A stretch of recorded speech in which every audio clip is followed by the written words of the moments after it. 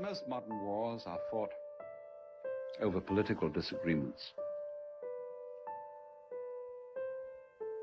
which are pretty shallow. Ideological battles. What kind of government are we going to have? Capitalism called communism, or communism called capitalism? Or what have you? Those wars are fought out of fear.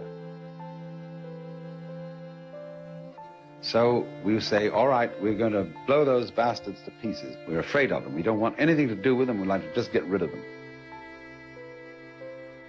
Yeah, but if that is your motivation and this is your spirit, that you're frightened of the enemy, you're not going to be a good soldier. A good soldier is supposed to be courageous. See? You're not supposed to be afraid. So, all right, say, well, okay, we're not frightened of these people. We just think that they've been exploiting everybody else, and we are the knight on a white horse with a lance, and we're going to rescue everybody.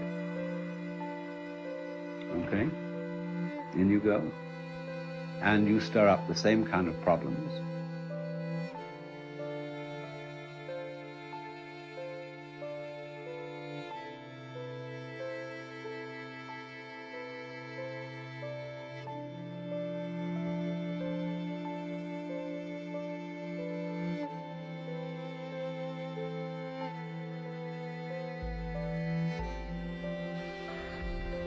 Everybody says the knight on the white horse, gee, aren't you a stuffed shirt? You think you're holier than everybody else.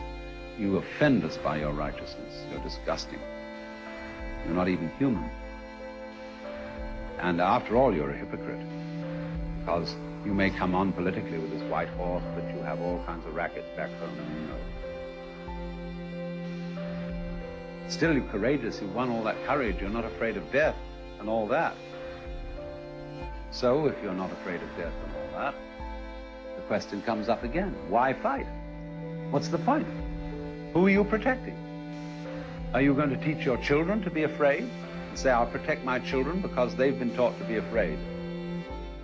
I'm the father. I've learned not to be afraid. Why didn't I teach my children not to be afraid? If I had, I wouldn't have had to defend them. Because they would have said, it's just an illusion, and we can dissolve out of this body and appear somewhere else. Because if that is what happens, and it's pretty obvious that it is, I mean, when I say you'll appear somewhere else, everybody who appears is you. Only you can only experience it one at a time. But everybody only experiences themselves in the singular. But everybody's you, everybody's I, that's our name. We all share that. So there's nothing to worry about in that sense. But if you know that in your heart of hearts, obviously the only strategy that is worth anything at all is not to chop everything up, but to love everybody.